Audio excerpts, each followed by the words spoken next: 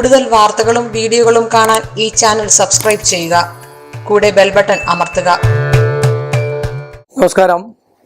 എല്ലാ മാന്യ പ്രേക്ഷകർക്കും, എന്നെ ഇഷ്ടപ്പെടുന്നവർക്കും ഞാൻ ഇഷ്ടപ്പെടുന്നവർക്കും ഏവർക്കും ഏഷ്യ ലൈവ് ചാനലിലേക്ക് നിസ്സീമമായ ഹാർദവുമായ സുസ്വാഗതം.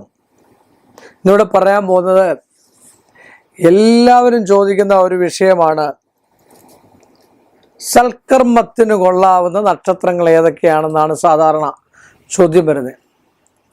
പക്ഷെങ്കിൽ പറയാൻ പോകുന്ന വിഷയം എന്താണെന്ന് ചോദിച്ചു കഴിഞ്ഞാൽ, ഒരു കർമ്മത്തിനും, ഒരു പുതിയ കാര്യങ്ങൾ തുടങ്ങാൻ, അല്ലെങ്കിൽ ഒരു കയറിത്താമസം തുടങ്ങാൻ, അല്ലെങ്കിൽ ഒരു വിവാഹം നടത്താൻ, അല്ലെങ്കിൽ ഒരു ദേവപ്രശ്നം നടത്താൻ, അല്ലെങ്കിൽ ഒരു ദേവന് കല്ലിടിയിൽ സംബന്ധമായിട്ടുള്ള വിഷയങ്ങൾ നടത്താൻ, പ്രതിഷ്ഠാദി കർമ്മങ്ങൾ നടത്താൻ, ഇത്യാദി വിഷയങ്ങൾക്കൊക്കെ നമ്മൾ ഒരിക്കലും കൊള്ളാത്ത നക്ഷത്രങ്ങളാണ് സാധാരണ എന്ത് ചെയ്യുക, എടുക്കാത്തത്. ഒരിക്കലും കൊള്ളാത്ത നക്ഷത്രങ്ങൾ. ഒരിക്കലും എന്ന് വെച്ചാൽ ചില പൊതുവായ കാര്യങ്ങൾക്ക് വേണ്ടി മാത്രം. പക്ഷെ എങ്കിൽ തന്നെ ചില കാര്യങ്ങൾക്ക് വേണ്ടി ഇത് നമുക്ക് എടുക്കുകയും ചെയ്യാം. എങ്കിലും പൊതുവായിട്ടുള്ള കാര്യങ്ങൾ ഞാൻ പൊതുവായിട്ടും അറിഞ്ഞിരിക്കാനും മനസ്സിലോർത്തിരിക്കാനുമാണ് പറഞ്ഞിരിക്കുന്നത്. ഇനിയിപ്പം നിങ്ങൾ നോക്കിക്കോണം, അടുത്ത ഉടനെ വേറെ എപ്പിസോഡ് വരെ ഈ ചെയ്ത ഇതേ ടോപ്പിക്കിൽ ഞാനല്ല അത് പറയുന്നത്. ഞാൻ ഈ രണ്ട് എൻ്റെ ഒരു ചാനൽ, മനപ്പുറത്ത് ജ്യോതിഷ ചാനൽ, ഏഷ്യ ലൈവ് ചാനൽ, ഈ രണ്ട് ചാനലിലല്ലാതെ ഞാൻ ഒരു ചാനലിൽ ഇല്ല.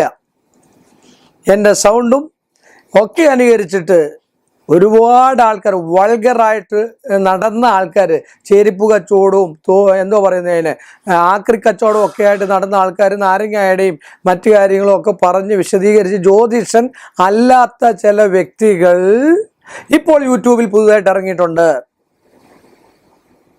അത് നിങ്ങളായിട്ട് മനസ്സിലാക്കിയിരിക്കണം എന്ന് മാത്രമാണ് പറയാൻ. അത് കണ്ടിട്ട് എന്നെ വിളിക്കരുത്, ഇന്നതാണോ സാറേ എന്ന്. ഞങ്ങൾ 8 നാരങ്ങയുടെ കാര്യം പറഞ്ഞാൽ അവർ 10 നാരങ്ങയുടെ പറയുന്നുണ്ട്. ഞങ്ങളെ ഒരു ചുവന്ന പൂമാല അണിയാൻ പറഞ്ഞാൽ അവർ ചെമ്പരത്തി പൂമാലയുടെ കാര്യം പറയുന്നുണ്ട്. ഒന്ന് ചെറുതായിട്ടൊന്ന് മാറ്റിയിട്ട്, വിഷയങ്ങളോടൊന്ന് മാറ്റിയിട്ട്, ഉപ്പിനെ കുറിച്ച് പറഞ്ഞു കഴിഞ്ഞാൽ അത്, വാതിലിനെ കുറിച്ച്, നല്ല വാതിലാണോ എന്ന് ഫെങ്ഷുവിനെ കുറിച്ച് പറഞ്ഞാൽ അത്, ആരൊക്കെ ശകനം കാണണമെന്ന് പറഞ്ഞാൽ അത്, അതെല്ലാം മാറ്റിയും മറിച്ചു വിട്ട് ചെയ്യുന്നുണ്ട്. അത് കൃത്യമല്ല, ഒരു ജ്യോത്സ്യനുമല്ല. അത് നിങ്ങൾ ജ്യോത്സ്യനാണോ ഇല്ലയോ എന്ന് കൃത്യമായിട്ട് ഗൂഗിളിൽ അടിച്ചു നോക്കണം. അവർ നേരത്തെ ചെയ്തിരിക്കുന്ന വീഡിയോയുടെ നിങ്ങൾ കണ്ടിരിക്കണം. എന്നിട്ട് വേണം സത്യം. ഒരു ജ്യോത്സ്യനാണ് പറയുന്നതെങ്കിൽ കുഴപ്പമില്ല. അപ്പം ഞങ്ങൾ പറയുന്നതിൽ സാമാന്യനെങ്കിലും ഒരു കൃത്യത ഉണ്ടായിരിക്കും. അത് മാറ്റി പിടിച്ചിട്ട് 8-7 നാരങ്ങയ്ക്ക് വരെ 8 നാരങ്ങ എന്ന് പറഞ്ഞു കഴിഞ്ഞാൽ നിങ്ങൾക്ക് ഫലം ചെയ്യുമോ ഇല്ലയോ എന്ന് എനിക്കറിയത്തില്ല.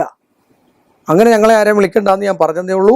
അപ്പോൾ നമ്മൾ സൽക്കർമ്മങ്ങൾക്ക് ഒരു കാരണവശാലും എടുക്കാൻ പാടില്ലാത്തതായ നക്ഷത്രങ്ങൾ, അതുപോലെ ജനന നക്ഷത്രം നമ്മുടെ നോക്കിയിട്ട് ഇപ്പം നിങ്ങളുടെ നക്ഷത്രം അശ്വതി ആണെങ്കിൽ, അല്ലെ ഭരണി ആണെങ്കിൽ, കാർത്തിക ആണെങ്കിൽ, തിരുവോണം ആണെങ്കിൽ, ചോതി ആണെങ്കിൽ, അത്തമാണെങ്കിൽ, തിരുവോണം ആണെങ്കിൽ അതിൻ്റെ 3, 5, 7 നക്ഷത്രങ്ങളും, രണ്ടാമത്തെ കാര്യം 10, 14, 19, 22, 27 നക്ഷത്രങ്ങളും, ജനിച്ച കൂറിൻ്റെ ഏത് കൂറിലാണ് ജനിച്ചത്, ഇപ്പം മേടത്തിലാണെ മേടം, ഇടവത്തിലാണെ ഇടവം, മിഥുനത്തിലാണെ മിഥുനക്കൂറ്, ഇപ്പം തിരുവാതിര നക്ഷത്രം മിഥുനക്കൂറ്, അങ്ങനെ ജനിച്ച കൂറിൻ്റെ 8ാം രാശിയിൽപ്പെട്ട നക്ഷത്രങ്ങൾ. ഇപ്പം നമുക്ക് തന്നെ മിഥുനക്കൂറാണെങ്കിൽ 8ാം രാശി എന്ന് പറയുമ്പോൾ മകരക്കൂറ് വരും. അപ്പോൾ അവിട്ടത്തിൻ്റെ തിരുവോണം, അങ്ങനെയൊക്കെയുള്ള ആ നക്ഷത്രങ്ങൾ നമ്മൾ നല്ലൊരു കാര്യത്തിന് വേണ്ടി എടുക്കാൻ പാടില്ല. അതുപോലെ കാലെന്ന് പറയുന്ന ഒരു സംഭവമുണ്ട്. അത് ഒരു നാളെന്ന് പറഞ്ഞാൽ 60 നാഴിക. എല്ലാ ദിവസവും 60 നാഴിക ഒരു നാൾ കാണത്തില്ല. മനസ്സിലായില്ലേ? എല്ലാ ദിവസവും 60 നാഴിക ഒരു നാളില്ലാത്തോട് കാണത്തില്ല. ചിലപ്പോൾ 60-ൽ കൂടുതൽ കാണും. അത് ദിനമാനം വെച്ച് ഗണിച്ചു കഴിയുമ്പോഴാണ് നമുക്ക് മനസ്സിലാകുന്നത്. അതിൻ്റെ 88ഉം 108 കാലുകളും ശുഭകർമ്മത്തിനൊക്കെ വർജ്യങ്ങളാണ്. ഇതിന് പൊതുവായിട്ടൊരു പദ്യം കൂടെ നമ്മുടെ പ്രശ്നമാർഗം എന്ന് പറയുന്ന ഗ്രന്ഥത്തിലുണ്ട്. ബാലാന്ന വർജ്യതാരാസു ഗണ്ഡാന്തോഷ്ണ വിശേഷു ച അഷ്ടമീ വിഷ്ടിരിക്താസു സ്ഥിരേഷു കരണേഷു ച എന്നും പറഞ്ഞിട്ടുള്ളൊരു പദ്യമുണ്ട്. ആ പദ്യത്തിനകത്ത് സംസ്കൃതം ആയതുകൊണ്ട് അതിനകത്ത് ഇതുപോലെ വിശദീകരിച്ചു പറയുന്നുണ്ട്. അപ്പോൾ അങ്ങനെ അതുപോലെ തന്നെ ഗുളികോദയം, വിഷ്ടി, ഗണ്ണാന്തം, അതുപോലെ സർപ്പമസ്തകം, ലാടം, വൈദ്യുതം, ഇത് 9, അത് നവദോഷങ്ങൾ എന്നാണ് പറയുന്നത്.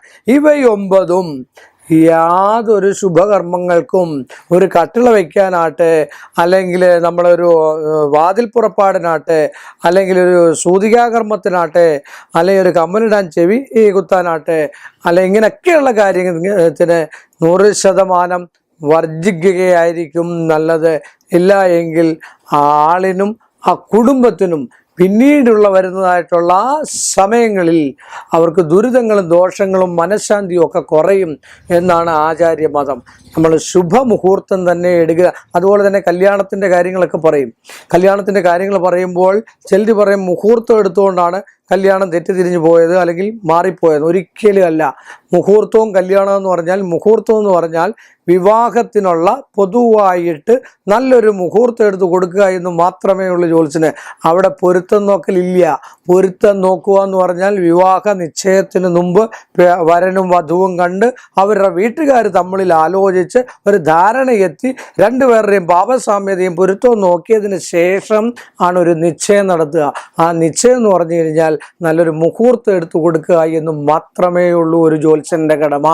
അതുകൊണ്ട് ഈ പറയുന്ന പാടില്ലാത്ത സമയങ്ങളിലൊന്നും നല്ലതായിട്ടുള്ള കർമ്മങ്ങൾ ചെയ്യാൻ പാടില്ല എന്ന് പറഞ്ഞുകൊണ്ട് ഈ എളിയ മനുഷ്യൻ്റെ ഈ ചെറിയ എപ്പിസോഡ് ഇവിടെ അവസാനിപ്പിക്കുന്നു.